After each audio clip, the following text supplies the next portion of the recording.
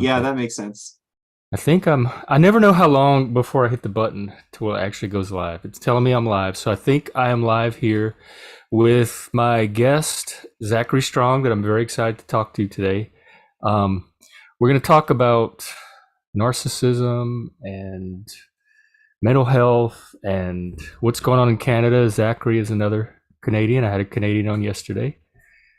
So we'll get another Canadian perspective. If you want, you could tell a little bit about yourself and your background or Oh yeah, sure. So short story is I graduated with a degree in engineering physics and some other stuff like business. Went into marketing for a while, and then around 2016, I became a scholar.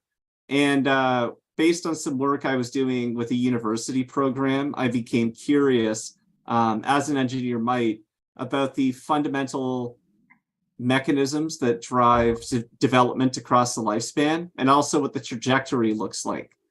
Kind of like if you think about Abraham Maslow, he in the later part of his career, he was looking at the upper reaches of human development. And so I Mhm. was kind of looking at, as an engineering problem, how do we develop people as far as possible, as fast as possible, and as fun as possible.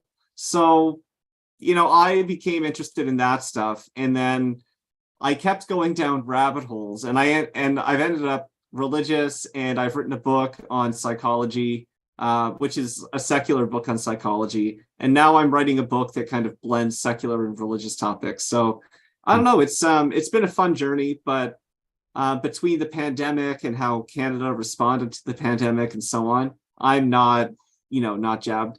Like I I've just had a lot of time to focus on scholarship. So it's been kind of a blessing in disguise. But yeah, so that's kind of my story, I guess you could say, over my story arc over the last 10 years or so. Wow, I almost want to talk about that. I'm thinking of Erickson too when you talk about development and Dabrowski. Well, maybe we can touch on it if we have time at the end. Oh yeah. Um, I do want to hear about. Well, we let's start with narcissism because that was the key theme for today, and then from there we can branch out to Canada and maybe some developmental psychology. Yeah, that sounds good. So this I guess I'll start with the bombastic statement and then I'll unpack it. And so the statement is that perhaps the root cause of the culture war, of all of this stuff, the root cause is kind of like pervasive narcissistic attitudes and behaviors, etc. That's kind of the root cause of it. And so it's like, why would I pin it all on this? Not like 100%, but so basically, if you look at the DSM, and we'll go through a few different definitions of narcissism. So if you go to the DSM, basically you get grandiosity, like Donald Trump type people, which is fair, right? However, there's a guy named his internet name is the last Oh, psychiatrist.com. yeah, I've heard of him. And he's, in my opinion, he's one of the foremost living authorities on narcissism. If you dig through the internet, you can find a lecture that he gave in 2008 on it. And he says the thing is, the problem with the DSM version of narcissism is that, kind of like a virus, it evolves, right? And so you have to look at, instead of the manifestation of grandiosity, which was like what you would expect in the 50s, 60s, like the grandiose, big advertising, Mad Men era, whatever. Everyone wanted to be that person, right? So they were grandiose, whatever. But if we look at how it shifted over time, now we have the perfect victim type narcissists and so on, right? Like, so what is the underlying phenomenon of narcissism? So the last psychiatrist says that it's commitment to a facade. Like, the person chooses a personality and says, you know, like we'll use Donald Trump as an easy example, right? So Buddy Don decided, at some point, probably when he was young, that he was going to be a winner and only a winner, and he was going to win and be a winning winner, right? And so now you see how that's played out over 80 years. He's won a lot, he's taken a lot of L's, but the thing is, he's so focused on winning, it's almost like his narcissistic superpower. when he was at the Republican debate. This is when I knew he was going to win. When that one woman asked him a question about how he spoke about women, saying they were pigs, whatever, and he said, no, only Rosie O'Donnell, right? And he like dead serious. Audience started clapping, and I was like, any man in his right mind when presented with a question like that, and also having done those things, like he was caught fair and square, right? Any man should have just like died on the spot, right? But he was able to power through it because he's just focused on winning, and he'll say anything, right? So, you know, from my own work, because like I have an engineering physics degree, so I started to get into some of the neuroscience and all of this stuff. And, you know, this is kind of related to maybe an extension of Jordan Peterson's work with anomaly and, you know, going and fighting the dragon and all that stuff. But basically, if you layer in a bit of narrative psychology into this, what I think phenomenologically, from the perspective of a narcissist, because I've got a couple of those traits, from the perspective of a narcissist, I think the main phenomenon is a commitment to a story. From the person's own mind, they have this story of how their life is gone, how their life is going, how they want their life to go. And then, you know, because they have this thing in their mind, which is like they're part of their mental model, when anomalies come in that disrupt the story, no. And then they end up digging themselves into, you know, how narcissists will dig themselves into positions like Trump, for example, back to, you know, our favorite narcissist, I guess you could say. He's like, for no reason, he's trashing DeSantis and making everyone look bad, making himself look bad. It's like, why is he doing this, right? Because he's a winning winner and he has to win the Republican thing. And DeSantis is threatening that potentially. It's an existential threat, right? And so Trump has to attack him, even though strategically it's bad. He has to maintain the story, whatever, you know. So, and you see this as well, like, I'm trying to think, if someone believes that they're a good manager and maybe they get some subtle feedback from some team members that they're a bit too intense or something, you know, like they'll brush it off, or they'll make up a story about how those people are out to get them or whatever, anything to maintain the story. And the another insight from the last psychiatrist is that a narcissist will burn down everything in order to maintain, you know, the facade, the story, whatever. And I'll get, you know, from an example from Canada, for example, you know, Canadians love to think they're so nice and diverse, right? The problem was that there was this whole residential schools thing where, you know, we took kids away from their parents, you know, and all sorts of bad stuff happened, etc. And there was a document released in 2015 that talked about the unmarked graves and how maybe we should be taking better care of them and so on. Now, if you are Canadian and watching this, if you cannot name right now the color of the cover of the document, you have not read the document, you're caught cold, okay? Now, the problem is, because Canadians have a story of we are the most diverse country, loving country on earth, okay? In order to maintain the story and not own the L of the fact that no one cared enough that this stuff was happening, okay? They had to pin it on someone. And who did they pin it on? The Christians. Now, I'm a follower of Orthodox Judaism. You know, if a church burns down, like, you know, it's bad because it's against the law and disruptive to the social fabric. But other than that, whatever. So Canada turned around and burned down 1/3 churches per capita as synagogues per capita in the Holocaust.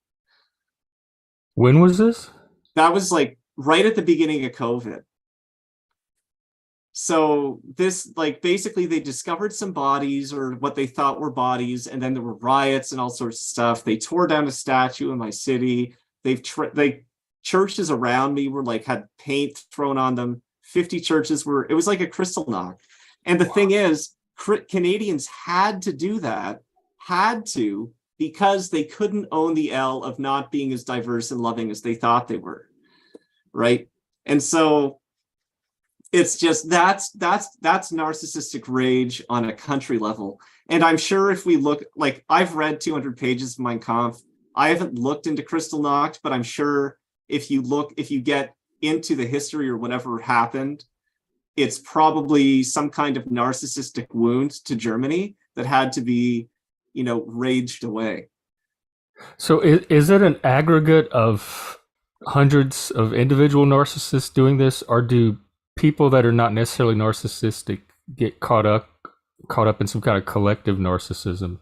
That's a good question. Like, it's probably a mixture of both, because from my research, Peterson talks about this as well. Like, I kind of did this down to the physics. It comes down to courage versus fear. So if you have an anomaly, you have to be courageous and investigate it. And if you are tyrannical and deny it, whatever, etc. Anyone who's seen Peterson knows kind of the gist of that, right? So what happens is you get people in a colonial industrial society and they're beaten down.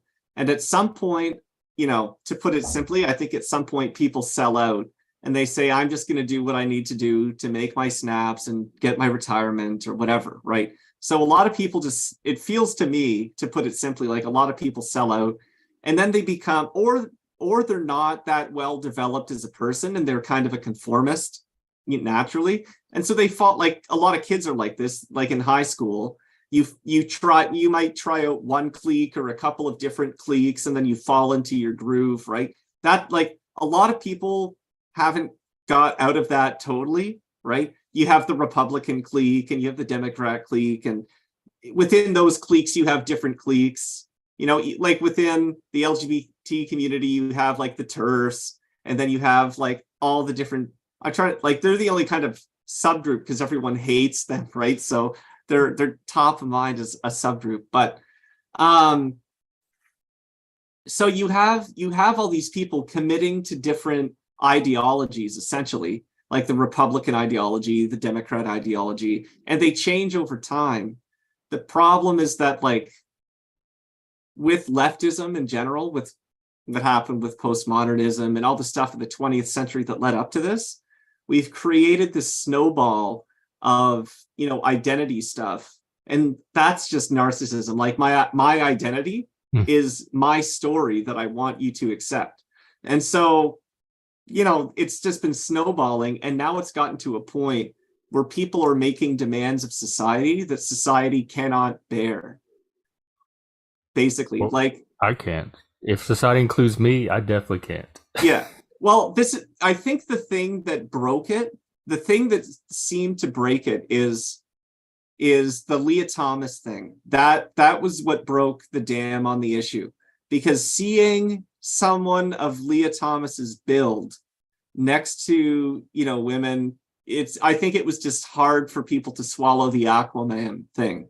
So that seemed to, like, the women's sports thing, and then also young girls and women seeing female penises in change rooms, that, and like being forced to accept that and pretend that's no big deal at all, that people just, they can't play along with it. And so now, like we're seeing with, like, in Nashville and stuff, they're going to the next phase of the plan. So it's just,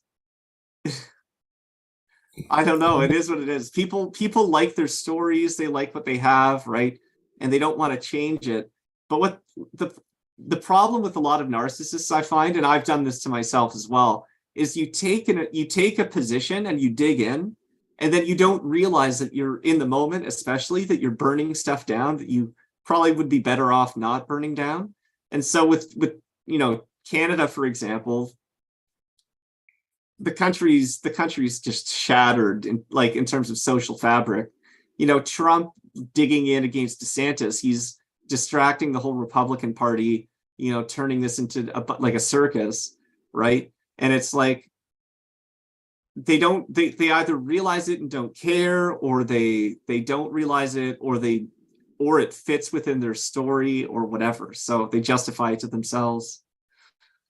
You're talking about the Republicans or I would Canadians? say I like in general, justification and self-justification is like that's kind of a narcissistic thing that everyone deals with, is self-justification.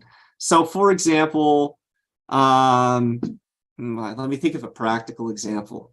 Like, let's say you have a married couple and like one of them asks the other person to do something. Maybe the baby's crying in the next room or something, and they're both tired. And one of them is like, I just can't do this. You got to do this. Right. And so maybe that adds to this other person's story of like, oh, I put in so much to this relationship, and this other person is so tired, and they blah blah. And so this adds to this story of this justification, and the way that and it comes back, right? Because then someone makes a snappy comment to someone else, and then it's like, well, why did that happen? And you know how like relationship folks say that the fight is never about the thing that you're fighting about?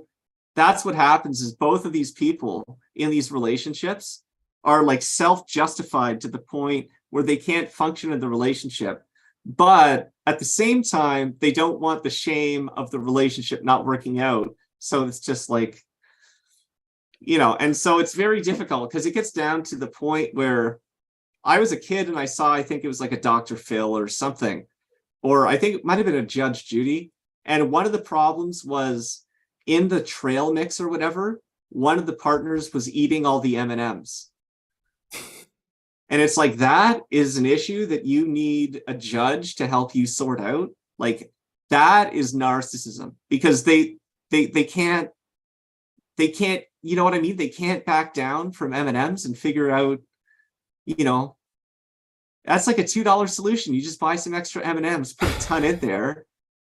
Right? You mean the person picking the fight over the M&Ms about the other person eating the M&Ms? Yeah, or the person comes to you and they're like, hey, you're eating all the M&Ms, right? The narcissistic response is like, I don't care, right? Or the really narcissistic response is, well, you do this or don't do this, and you always do this and you never do that, and that's why I eat all the M&Ms, right? Or, a more productive response would be like, you know what, it seems like we both like M&Ms. I'm just going to spend an extra $5 at the store on some more M&Ms and put them in the trail mix, because it seems like we both like it better when it's got some of that, like, spicy dust on it. So we have to figure out a solution, and it's probably just $5 to buy more M&Ms. However, they're so narcissistic, they can't get there, right? And it's ridiculous. And they'll torch their whole relationship and they'll live their whole lives in misery over M&Ms and self-justification. There's a book on this. It's really good. It's called The Anatomy of Peace. Anatomy of what? Anatomy of Peace. Peace? Yeah, Peace. I think it might have a knot or a dove on the cover now. I'm not sure. But yeah, it talks about self-justification and those issues. And so that's someone that everyone deals with to some degree. Well, that I have a question, because everyone deals with. Is narcissism a spectrum? Do we all have narcissism? Because we're all invested in stories. Like, we all run off of stories. But it sounds like it's the commitment, or like this almost pathological commitment to a story. Yeah. Like toddlers are narcissistic. Babies are narcissistic. And people have degrees of narcissism that's not necessarily malignant or pathological. And then you mentioned you also have narcissistic traits. I wonder if you could talk about how it manifests in you as well. Oh, sure. So in terms of like narcissism being a spectrum, like that's one way you could put it. Another way, so like I kind of like how the Orthodox Jews put it, and this also came out in the old cartoons. You know how in the old cartoons you had like the character would have like an angel on one shoulder and the devil on the other? Oh yeah, the devil on the shoulder. So the Orthodox Jews are the same thing. You have the Yetzer Hatov, the good inclination, and the Yetzer Hara, the evil inclination. And basically, humans generally have those two drives, right? And I'm working out some of the thermodynamics of it, but it seems like, the narcissistic need to just receive, like give me, right? Give me stuff, give me, honor and all that, so there's like a healthy level of it, and Judaism is kind of about how to align those drives into something that is considered like productive, right? Because, for example, if we weren't, like, the Jewish sages teach that if the Yetzer Hara didn't exist, right? If the evil inclination, the selfish inclination didn't exist, we wouldn't be building towers. We wouldn't, like, the art probably wouldn't exist. We probably wouldn't, you know what I mean? There's so many things that are part of this, these drives that we have. It's just a matter of, like, harnessing them, right?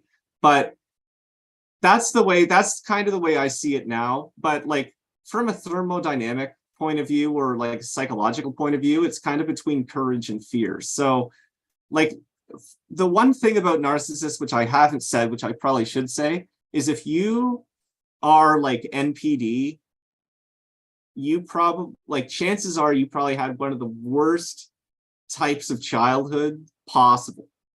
Like, if someone who is like severely narcissistic, very, very, very difficult childhood. And so the way I interpret it, that I, after reviewing this stuff, I might be wrong, but I think I'm narratively right, at least, is that, like, this story is all the person has. So It's compensatory for a lack in the self. yeah, and especially if someone, like, isn't religious, for example, and they think death, like, that's it. Their story, they have to integrate that into the cultural story. And terror management theory talks about this, of, like, one of the ways people who aren't religious deal with the fear of death is, living on through the culture, making a contribution, and so on, right? And that is, like, actually, from my work, that is one of the ways to live on functionally, is, like, for example, like, Socrates in some ways is immortalized, you could say, because his name still lives on. We still kind of know who he was, whatever. So if you make a massive contribution to humanity, that's almost like functional immortality in a way. So a lot of people are trying to do that. And you see this with the leftists, actually. And maybe I'll use a good example, like a portrait of a woke leftist. So you have a kid whose parents are leftist, probably, and because his parents are leftist, they want to be good parents.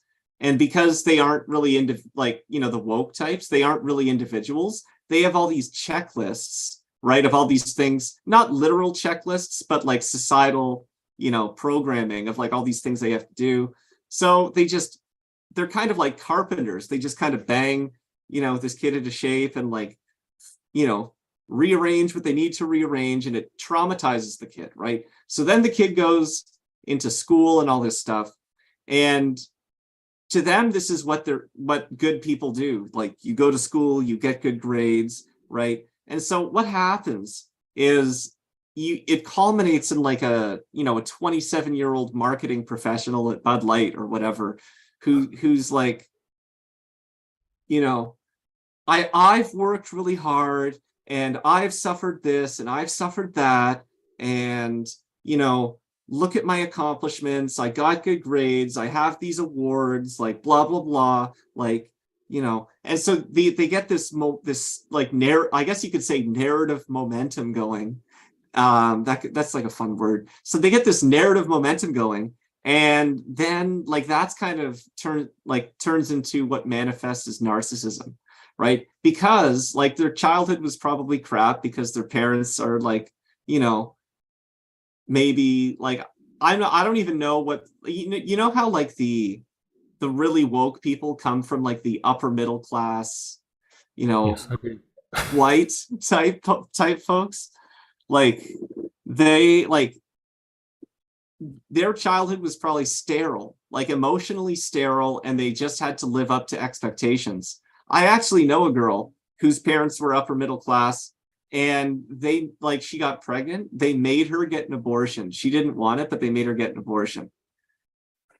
And, like, Wow. that is the type of narcissism that happens in those upper middle class stuff. And that cascades down into the kids because they've spent their whole life living to expectations. Now they have this white collar job. It's all they have. And so, you know what I mean? It's just How It, does that tie into status seeking? And like Jordan Peterson talks about the lobsters and yeah, I guess that's one way of satisfying like the lack that we all like lack stuff. Like you wake up in the morning, you have to eat food. Like so, and you need and like how Maslow talked about different levels. You need like belongingness and so on. So people just will sometimes over-index on certain things. Like I think in the literature there's now a distinction between like more physical type narcissists and more cerebral type and narcissists. also the vulnerable or inverted narcissism.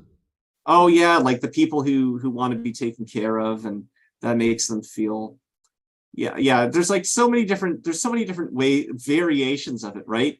It I guess I could be narratively right in saying this, but like what's like it depends on what specifically was lacked in childhood, maybe like or what blend of things were lacked, and that's what tries to like for example, I'm trying to think of an example based on reading the autobiographies of like I've read an autobiography of a pimp, I've read an autobiography of a pickup artist, um,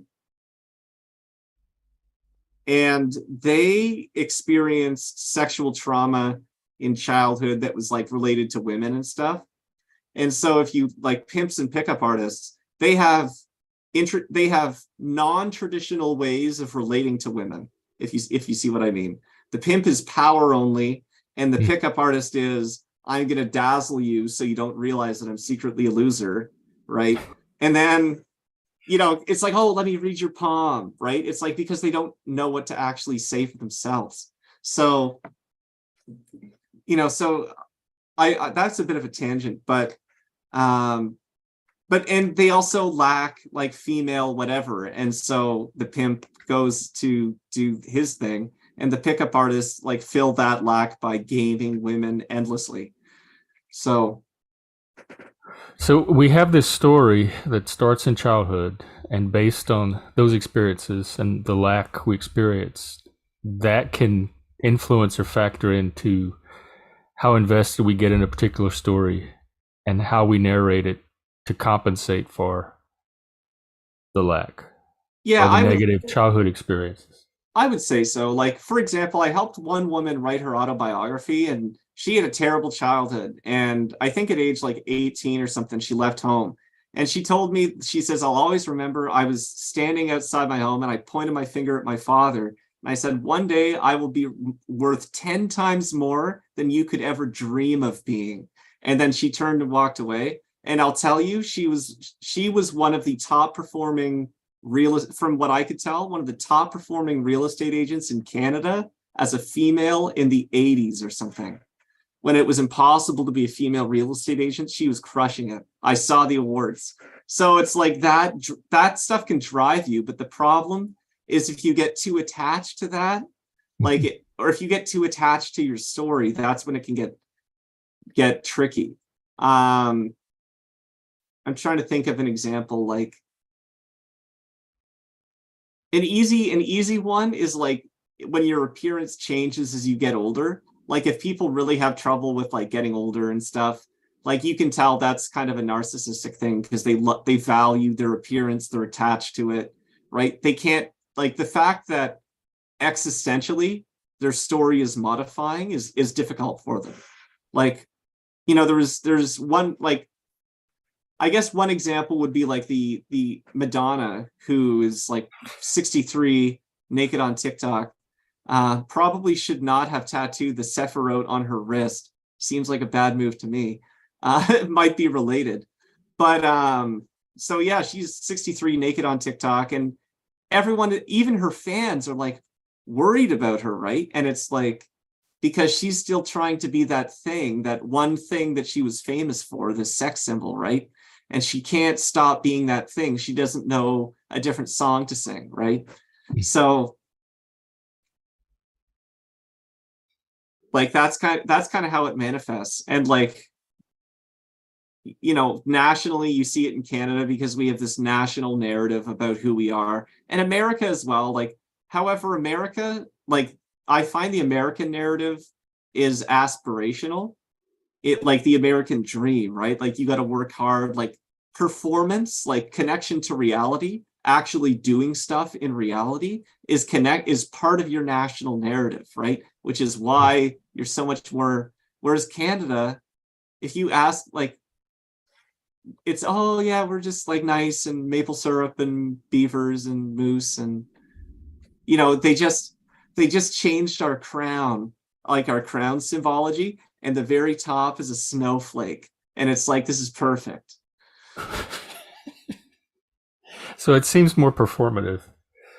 Yeah, like Canada is like, think about this. We are basically one of the largest countries by land mass in the world. Most of it is pristine wilderness. There's probably who knows how many natural minerals underneath. We could be rich like the Saudis. We seriously, every Canadian could be as rich like a Saudi if we actually used our resources wisely. However, people are afraid to be individuals, and they invest into this national story. So they offload part of their narcissism to the Canadian whatever collective, right? That's what the woke do too. It's all like they offload part of it. And so basically everyone here expects the government to do everything. The government does nothing because that's what the government does. And so everything is terrible here. And we've never really gotten anywhere. Like the US has a space program. We built the Canada arm for the space shuttle, and we're really proud of the arm. And it's like, why don't we have our own space shuttle? Right. And it's like, and from a business culture standpoint, because I've done business internationally, I'll give you an example. I was working for a tech startup, okay, and we were selling a product, and getting, like, there was some Canadian support, whatever, but to show you, like, Canadians don't value innovation. They only do something if the Americans have field tested it first. Actually, so, and I'll end that tangent and just kind of restart it. So Canadians, like, think they're innovative, think they're better than Americans. That's part of the national narrative as well. And so the problem is that, like, they don't do anything unless the Americans do it first. And as a consultant who has worked with Canadian and American clients, when I work with an American client, they pay me for my advice. And they obviously they have questions and pushback and stuff, but generally there's a sense of respect for the expertise that I'm bringing to the table. Canadians will argue with their consultants about everything. They never want to try anything new. And like other people who have done business internationally as well, multiple people have come to this conclusion where it's like Canadians are not that great to do business with because they like their story of whatever's going on, and they have other vested interests, basically, other than business success. So, you go into work with a Canadian company, you think they want to be a big business or whatever, but no, really, they all just want to feel self-justified and intelligent. And then you're like, well, why am I here? Just as a foil, right? I've walked away from projects before. Like I've told them, like, yeah, sorry, this project, like, I can't do this. I can't work with you, right? And they get shocked, and then they beg you to come back, and you're like, no, right? Like, I've had some experience with Canadians during COVID. I used to Zoom with a lot of them. But very nice people, very bright people. But I've had some social experiences with them, let's just say. Now, you are the second guest who has mentioned threat management theory. oh, okay, yeah, power threat meaning. Yeah, so can you talk power? Is that the same? Terror management, is that the same thing as power threat management? And can you talk about that? Different things, but yeah. So terror management theory. So one of my YouTube viewers sent me some literature because he thought it was relevant to my work, and it was. So thank you, Kojo. Basically, terror management theory is people have this existential threat, like fear of death, which is people define as terror, which makes sense. if you watch like Saving Private Ryan's opening scene, they do a pretty good job of like some of the terror, right? Like dudes who are like on the ground holding, you know, half of their guts there, and they're like screaming for their mother or whatever. And it's like, yeah, so that's terror, right? So that is the theory claims that like that level of terror underlies a lot of what people do, essentially. You know, so trying to think of an example.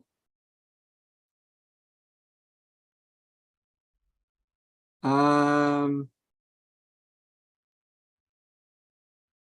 Well, my friend tied it to the drive for immortality, like wanting to leave something behind, so it feeds into our ambitions for ourselves. yeah, I think that's probably a good thing And to talk religion and about. ideology can all be things that people turn to Yeah, alleviate the sense of terror. yeah, because like for I think Nietzsche said like the religion's the opiate of the masses, right?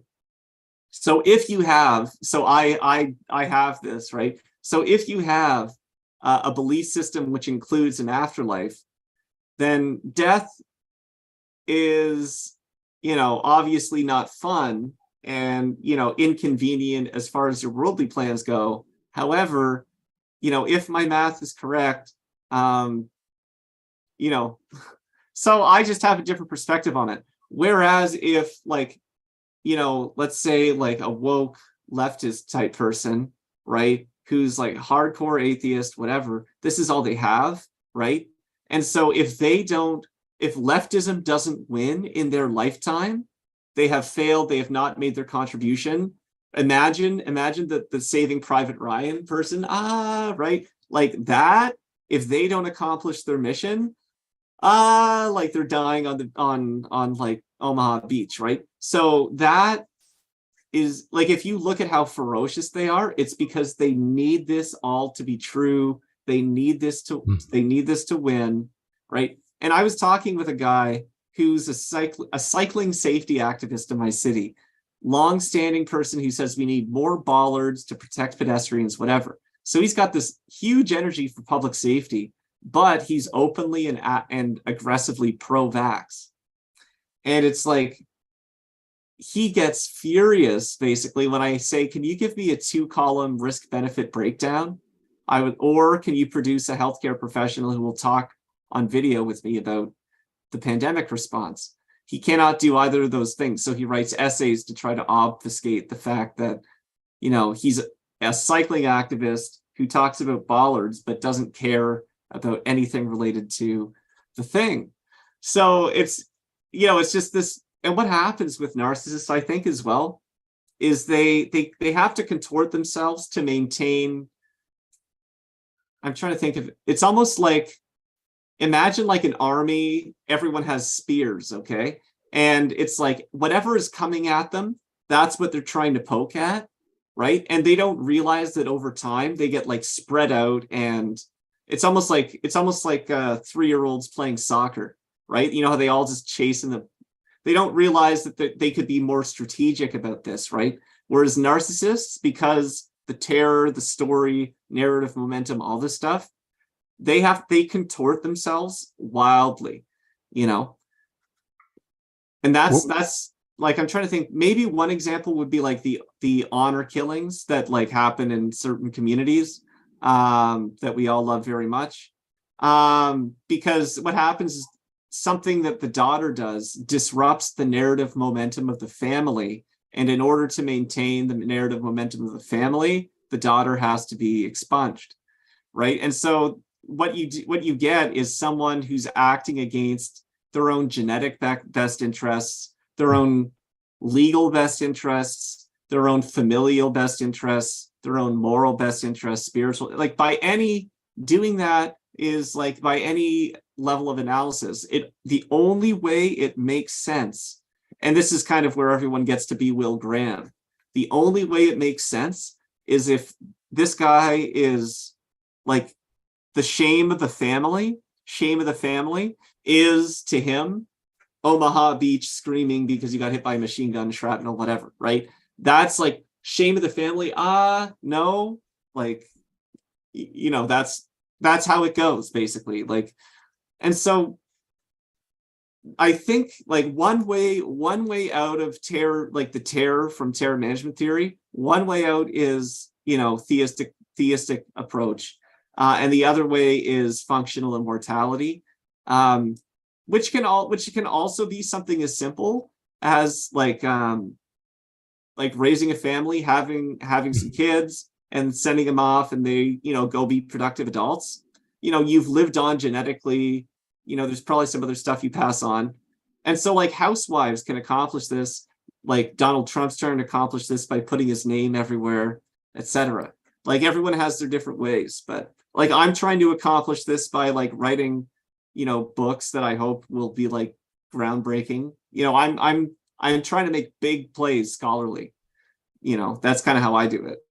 But Well, I put your website and your YouTube channel on your website with all your books in this description, so please check it out. And we talked earlier, you were talking about the DSM-4 characterization of narcissism and contrasting it with something you call power threat management. And can you talk about that? yeah, so the power threat meaning, maybe I'll pull up the document, but basically the way it works, like the underlying philosophy is that every individual has had like, a collection of experiences and they've made meaning out of those experiences, right? Mm-hmm. It's kind of like how people will talk now about maladaptive behaviors. Like the behavior made sense in a certain context, but now you're older and you're trying to apply it in a different context and it's not adaptive, right? And so that's kind of how power threat meaning, from my reading anyway, that's kind of how it comes at it, is instead of looking at something and saying, oh, okay, this is borderline personality disorder, they would look more at the person's context. There would be more talk, I think, and more attention around why the sense of self is fractured, right? Instead of just, checking off a bunch of boxes saying, okay, this person has been through these experiences in their life, and this is how some of these behaviors are how they're trying to. So that's basically what it is, and it seems That shows up in trauma-informed care too, trying to find the story behind certain behaviors. Yeah, so you know what, the British medical or whoever did it, they probably just laundered some of those insights into, power threat meaning. The same way that how hypnotists in the 80s, 90s, 2000s had tapping or whatever. They do that for trauma too. Yeah, so they like the therapists or whatever were like, oh, that because it works. The hypnotists were doing it forever, and so they're like, oh yeah, we'll call it like EMDR or whatever. And so that's like I had a therapist tell me about it. I was like, oh yeah. Like I I have heard that it helps some people. I haven't tried it. I don't think it's going to do anything for me, but I do know that there are people that have felt helped by it. Well, at least the EMDR. There's different ways. Like, yeah, the EMDR as a therapeutic technique is good, but even like, I'm trying to think, because I'm like almost autistic, and sometimes, for example, like I'll rock or I'll like do something with my hands or whatever, and it's like a rhythmic motion. Oh yeah, I understand. Yeah, it's kind of like. Does it help, like for self-soothing, which is usually what the stimming is? Yeah, and that's almost like EMDR in a way, because you're like, it's like a stimulation, different type. It's not EMDR, but like, or for example, my hair. One of the reasons like my hair is kind of in like almost dreadlocks is because it's longer, and because I'm a writer primarily. I'm sitting there thinking about what to write, and so this is just what happens, right? And I kind of like it better like this. So I thought it was maybe your religion. no, yeah, some people might think it looks good with your religion. Yeah, because some Jews will have the payout, and they'll have the two. Yeah. Oh, I've got this thing on. But yeah, some Jews, the Orthodox ones will grow this part. Like, so the belief is that the beard is hesed, kindness, and the hair is basically severity, gevura, judgment. Oh, from the Tree from Kabbalah. Yeah, so Hesed, Kavura, and so where the two meet, that's where they grow out. And Oh, there's reasons behind that. I don't really I've consumed enough Kabbalah that my brain is broken, so like no more. oh, It's powerful. It's oh, it really is. cool I studied stuff. in my 20s and it's stayed with me ever since. I think the tree of life is still kind of the diagram I intuitively use to organize information and data without even realizing it. Cool. Yeah, and we're starting like because I'm working in some of the physics and Torah, and there's not like all I'll say is there's not many people working to reconcile like physics with like the hardline orthodox young earth position. There's like probably a couple dozen people in the world who are like contenders on the right track. Because if they're the problem is like a Christian, for example, um, they their whole thing was like Jesus and the Pharisees, and they were like, oh, the Pharisees are evil, and Jesus is the way. So what happened is they kind of did a baby and bathwater thing, and they threw out the oral tradition that the Pharisees were keeping, which is canonical. And when you look into it, it's kind of like a blockchain. And so they threw that out, and that's got all the explanation for Genesis 1, which Christians cannot explain on their own.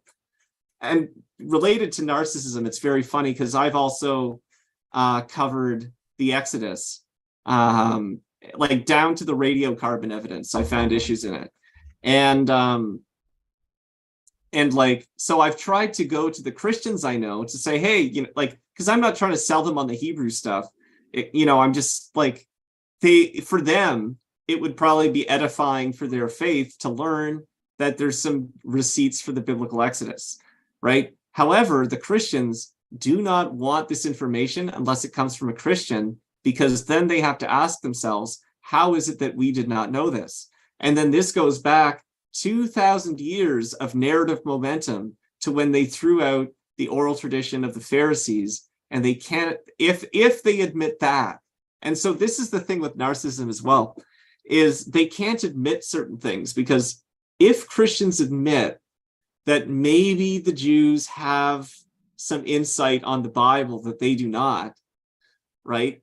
Then they have to ask themselves, well, why is it that Jews don't believe in this Jesus of Nazareth guy, right? And then that opens a trap door. And within about 10 seconds of exposure to someone like a rabbi or myself or another counter missionary, Christianity evaporates. And so what I find when I talk with Christians, and my hunch is that people have vested interests in following Christianity, either because they're explicitly grifting or because they get an immense physical, spiritual high from being like Jesus.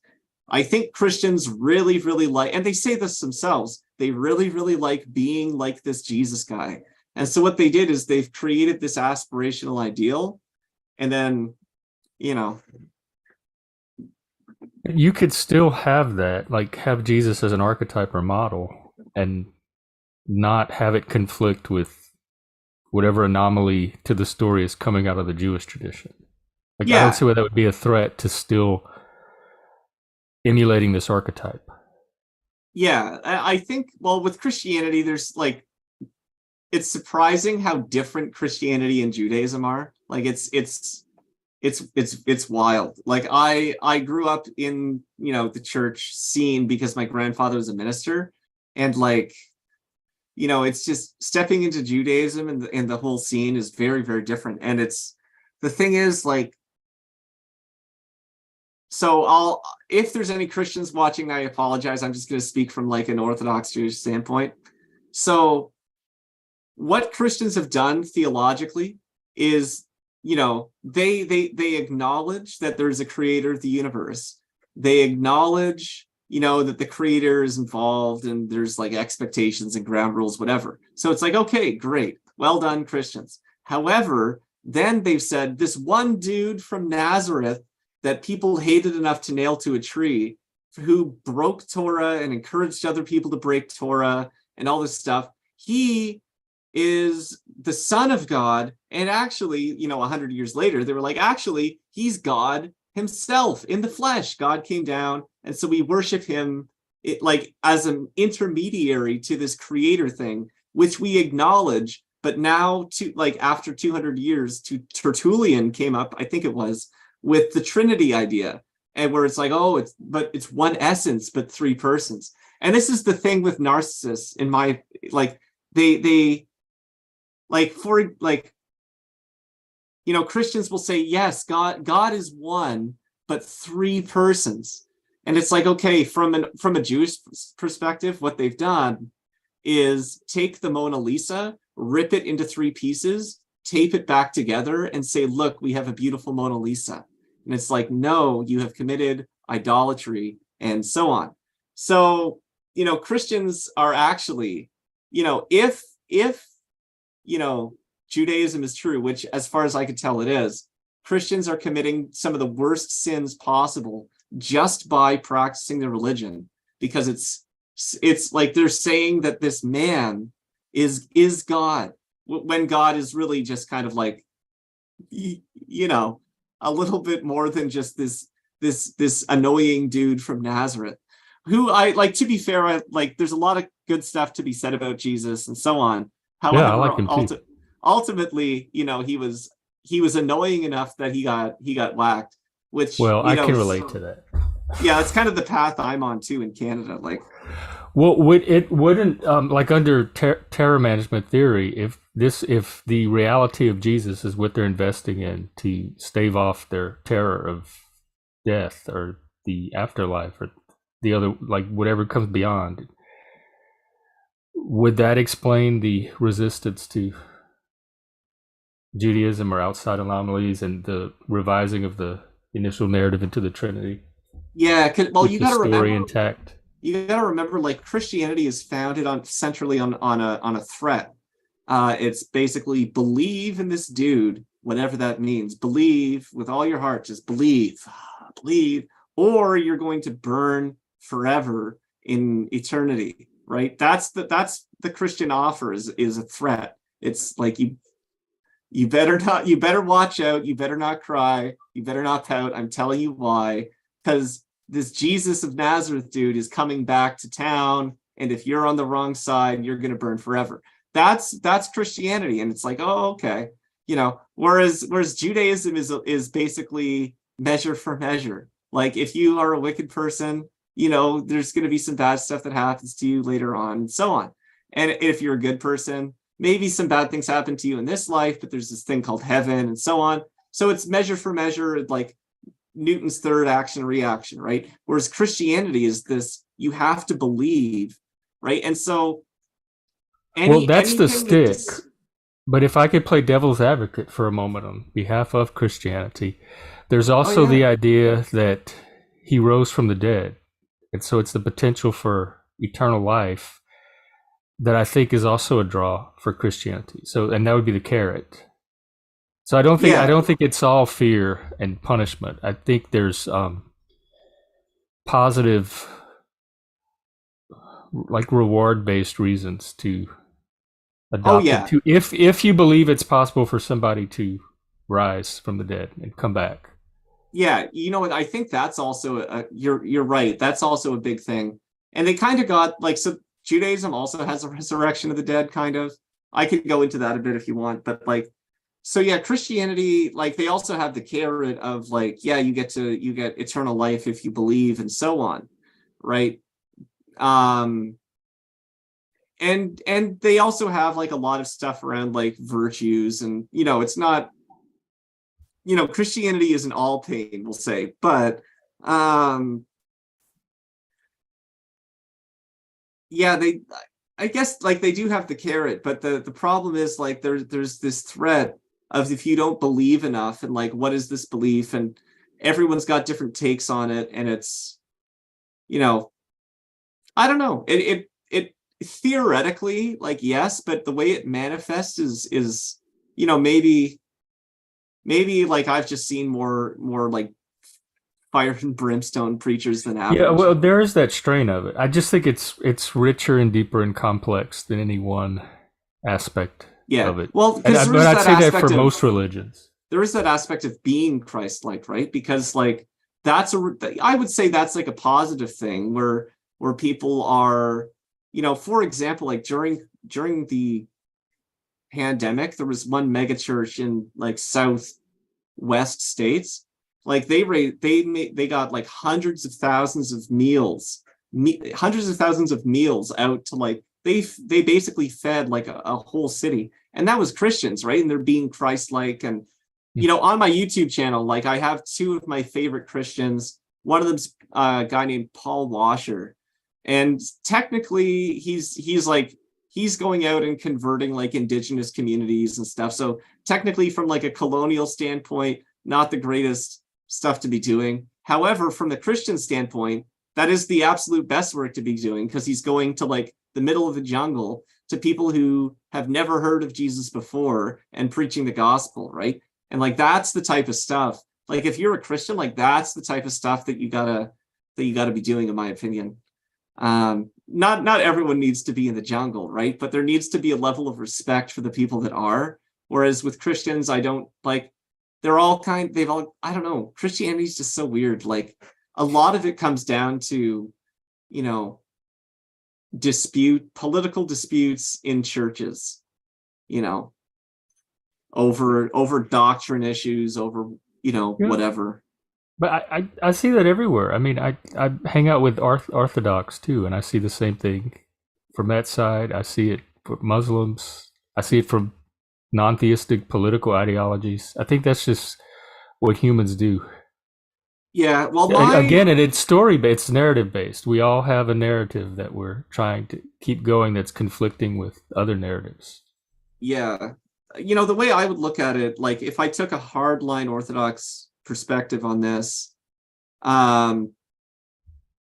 you could say that anything that people are investing in that's kind of like of this world, like humans created it, like it's temporary anyway over the course of the universe, because everything's going to heat death anyway, right? So it's just, if you keep going, like kind of expanding your perspective, sorry, what did you say that came to that? I like expanded my thoughts out to heat death. That's what humans do. We just have narratives that kind of clash and conflict with each other, and we're always refining and defending them. Yeah, okay. So the thing I was going to say is kind of Nietzsche called this out, and he kind of said it was like a version of idolatry, which from like a biblical standpoint, works quite well. Because what you have is these people who are building, metaphorically these things, these monuments, right? And then anything that comes, like the wind that comes to knock the monument over, they're trying to fight the wind away, right? And, it's like, for example, like whether or not trans women are women, for example, right? That's not sorry if my thoughts are non-linear, but like that's kind of a monument. They've built the monument up to a point where they cannot back down from this now, because like once you like do certain things to your body, etc., it's irreversible, right? So either so Chloe Cole, for example, is a detransitioner, and she's kind of like integrated what happened into her story, right? Like she's been able to integrate the anomaly and say, yeah, this was happening and going on in my childhood. These decisions were made, it was wrong, and now I'm an advocate for what happened, right? Like that's kind of like a good, authentic journey. But that seems very grounded in actual experience that she had. Yeah, whereas, technically, legally in Canada, for example, I could, walk into the YWCA and like whatever, right? And if people, disputed my beard, I could talk about gender expression, whatever, right? And they would have to accept whatever. And so this is the thing, like, because society is so like liberal and stuff, it's difficult to say no to these requests, and it's also difficult to know when someone's making a request that the society can't bear. Because like initially, like I think people are okay with the bathroom stuff, like in Canada, that seemed to be fine. But now that it's getting into like changing rooms and sports and so on, that seemed to be the line that people can't bear, right?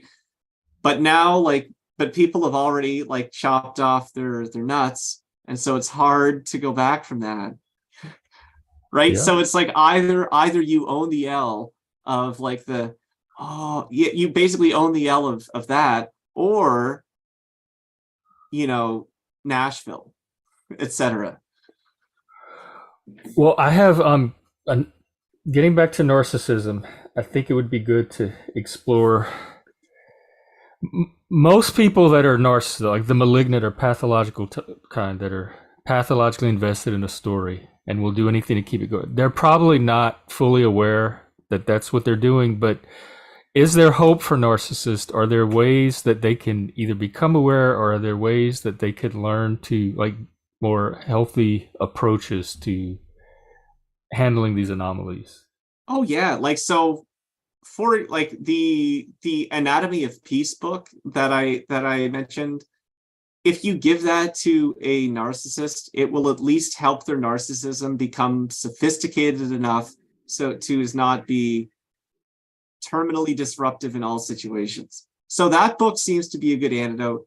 Um, in terms of them becoming aware, yeah, it's very difficult because when you're caught in the story, right? Like it's like you're in the Matrix in a way. Like, so typically from the literature and the experience of practitioners, typically narcissists will present for something else, usually depression or whatever, usually because they're in a breakdown phase because they trashed their life without knowing how or why or whatever. And so they present for something completely different. And the problem with that I've read about when treating narcissism is that they can't own any of the else. They can't. Like they can't back down from it's very difficult to challenge them on something. It's you know what I mean? So they go into therapy to like basically more emotional supply in a way, or they're actually trying to fix the issue. But it, like, you know, from a Jewish perspective, everyone has free will. It's just a different point of free will. So they have like they do have free will. They are making these choices. It's not like like people with narcissistic disorder are robots or anything, but like they're making these choices. But I think it comes down to fear and terror because like if like I use analogies a lot, but like if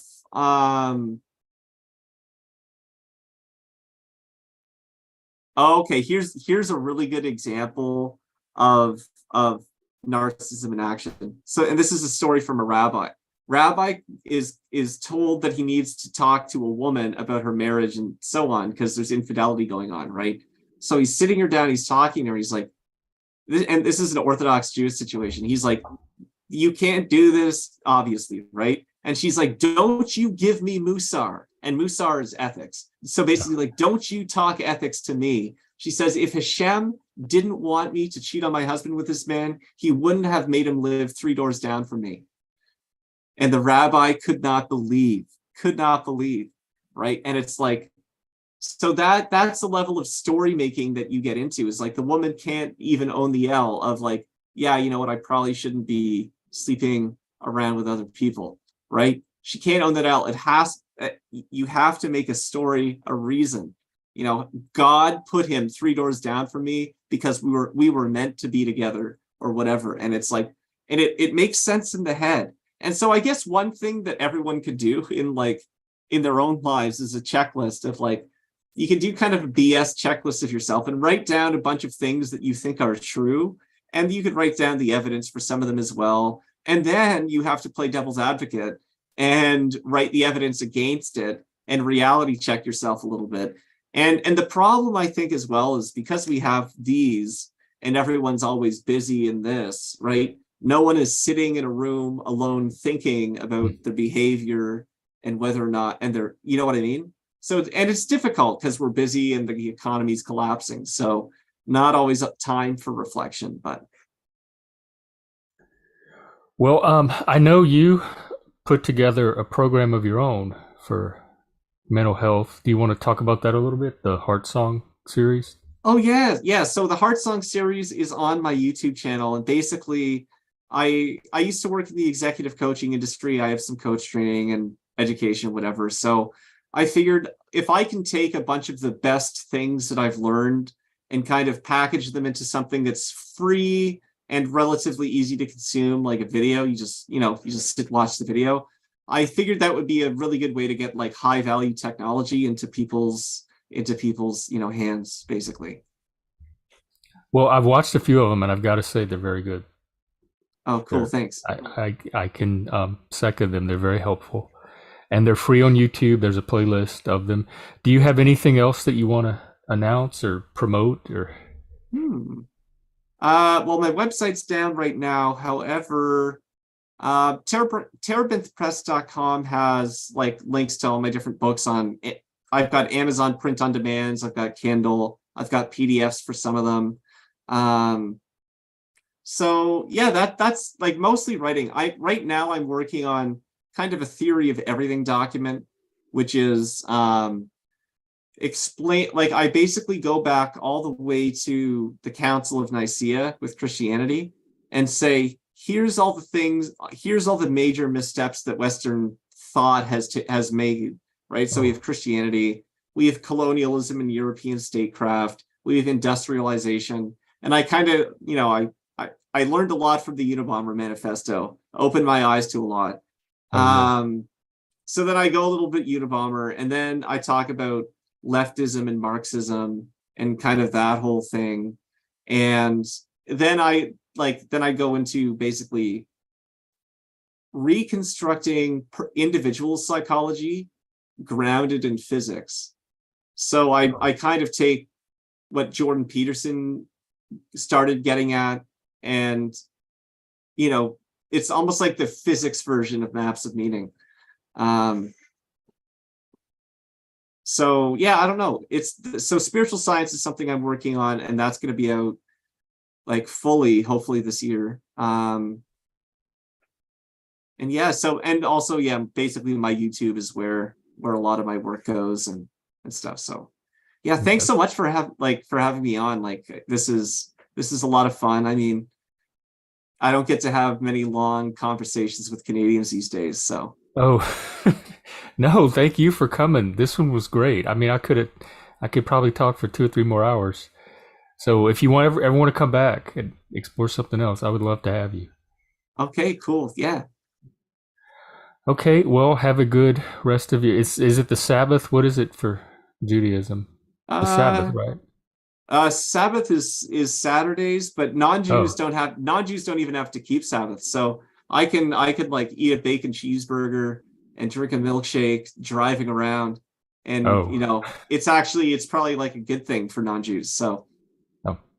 Well, do but like we something get for rest yourself. days. Yeah, I'm definitely resting today. This is my chill day. Okay. So I'm glad to like be able to hang out with you, and we haven't been able to connect in Yeah, like. Zachary used to be part of our podcast when we had it during COVID, New World Chaos. So it's good to collaborate again.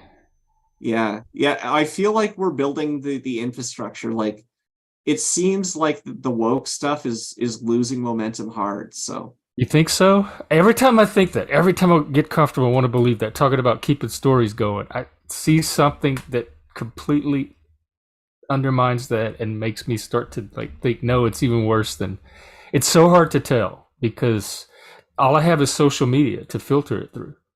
yeah, okay. I guess I should clarify that. I think institutionally and practically they're going to keep gaining power, and things are going to keep getting worse. However, they're losing momentum in the sense that the worse things get, the more people are waking up and the more people are realizing, yeah, you know what, like all of these, policies and maybe this equity thing isn't all it's cracked up to be. And why are we focusing on this when everything is burning around us?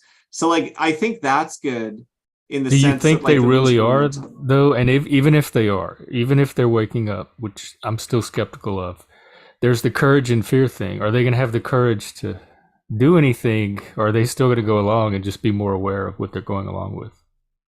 Well, we'll see. I don't know. Like it may like it's funny because the Orthodox Jewish standpoint, like they had this thing called Gog Magog, and hundreds of years ago, it was basically the prophet said it was going to be a war that lasted 12 minutes and was going to obliterate large portions of the world.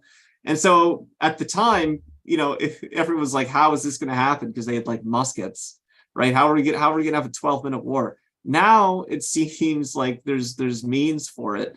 So it could be the case that people are going to like fight over this culture war stuff until Russia gets like angry enough, and then we just have an existential problem that is so big that can't be ignored, because Russia keeps posturing and NATO's not backing down for reasons like that I can't, like, what are they trying to, like, I don't see the geopolitical gain of like the Ukraine. Like maybe they're playing some 4D chess over like the resources, but Well, this is a luxury belief. I mean, if there's some kind of existential threat that looms for us, I think we are going to have to put this aside and figure out something else as a country, or even as a coalition of countries.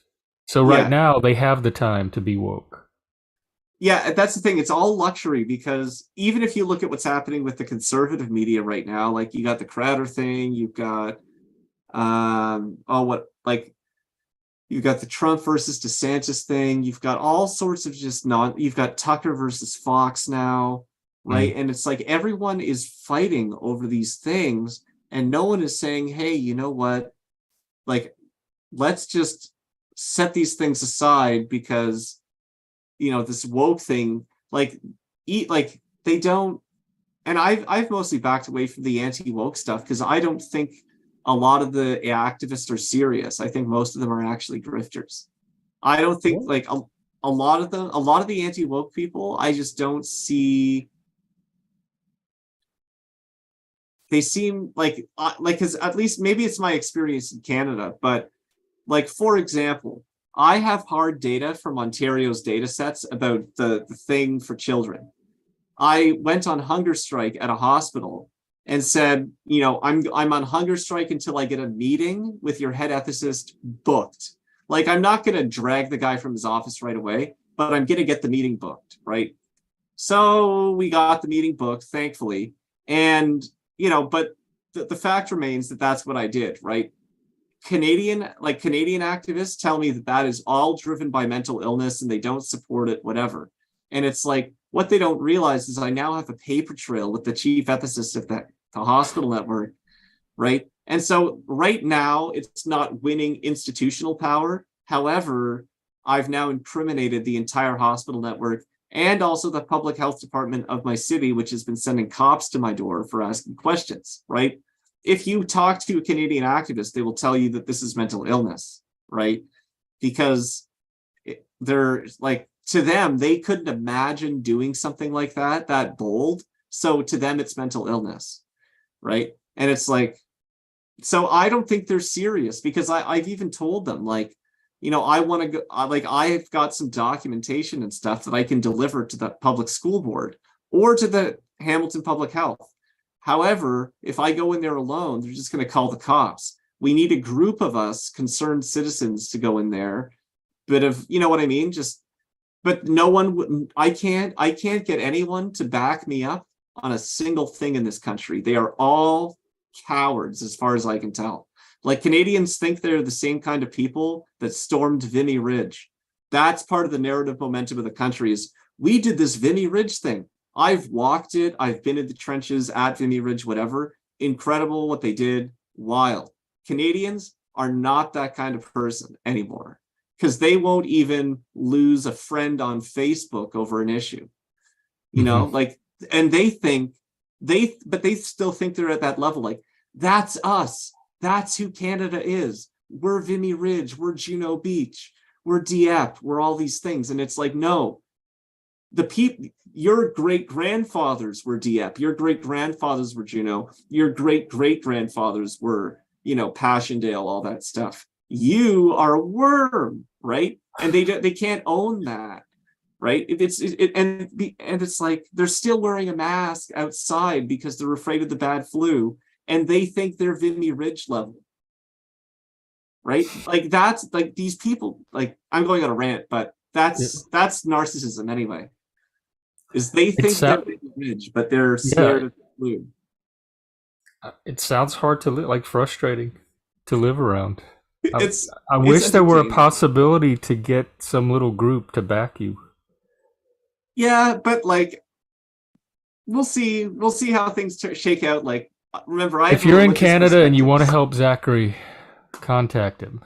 Yeah, I don't know. Like I have a religious perspective on this, so I think on some level Canada has to play itself out because Hmm. Canadians they still don't get it. They still don't get it. So the pain must, you know, the pain must increase until awareness improves. So the pain has to increase a bit more, you know. Well, I think there's maybe some status or social payoff in not getting it, and not just in Canada. But I do think there are principled people on the anti woke side. I just never did think we had the numbers. Yeah, we just don't like anti-woke just don't have the numbers because everyone is like think about, for example, like let's say you're, you know, Jane, you're a marketing director at, you know, a microbrewery, and one of your new hires, you know, this marketing intern fresh out of, you know, business school, they're they them, right? And so if you're Jane and like you're like, well, I don't want to rock the boat, and I don't, and so and then it be like the whole company shifts around, you know, the identity of the they them, and so what happens is all these people, because they don't want to lose what they have, because to them, remember, this narrative momentum includes their job, their status, all this stuff, and they don't want to look like a bigot. They don't want to lose their job. And part of the problem of modern society is that you need a job basically in order to live. So you're stuck in this cult somehow. You have to participate. So a lot of people have to give ground. They have to sell out various ways. And so now we have this, right? But I don't know how they're doing it, but yeah, I do think that's what's happening. yeah, I don't know. It's fun. It's interesting to see. Like like there's just so many different patterns. Like even how people used to sacrifice their children to statues like thousands of years ago. Like we still have child sacrificial behavior today. It's just more sophisticated. They've turned it into a science, you know? Yep, I really don't think human psychology or human nature has changed that much in several thousand years. Yeah. Yeah, I think like the one of the biggest changes that I could see is Julian Jaynes talked about how some like people, ancient people, might have actually heard voices in their heads, whereas we just have like inner voices now, or like sometimes some people have a voice, or some people have it all the I mean, time. I have my thoughts that I'm aware of. That Some people they're will actually verbally have like they'll hear like an inner voice from time to time. separate from their own inner monologue, Yeah, dialogue. and that's because the right side of your brain is shunted over to the left side into the speech areas. I think Wernicke's area, and so your abstract right brain thoughts get shunted into the speech area, and so for some people that manifests in inner voice.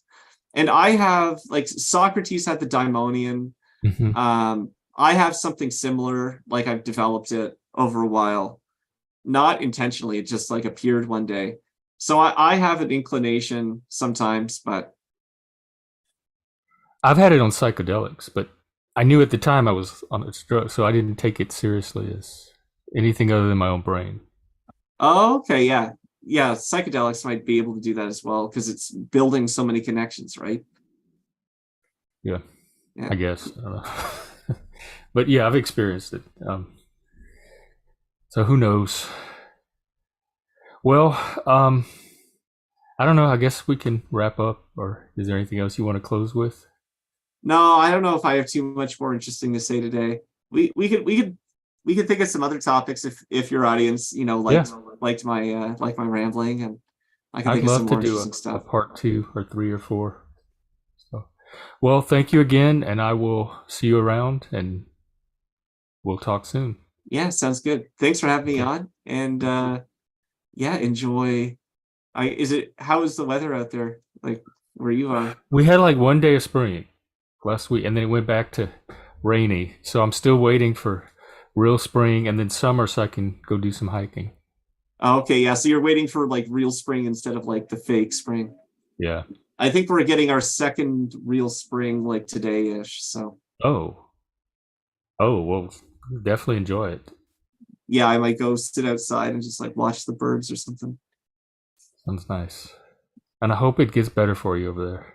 Thanks. Yeah, we'll see. It's a grind, and it's been good because I've got so much scholarship done. So like I haven't been distracted with like going to parties and so like social stuff, whatever. It's just and it's helped because a lot of the stuff I've been doing is like I'm combining a lot of different disciplines.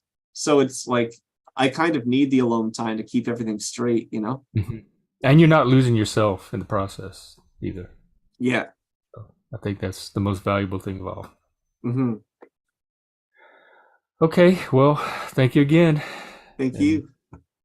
have a good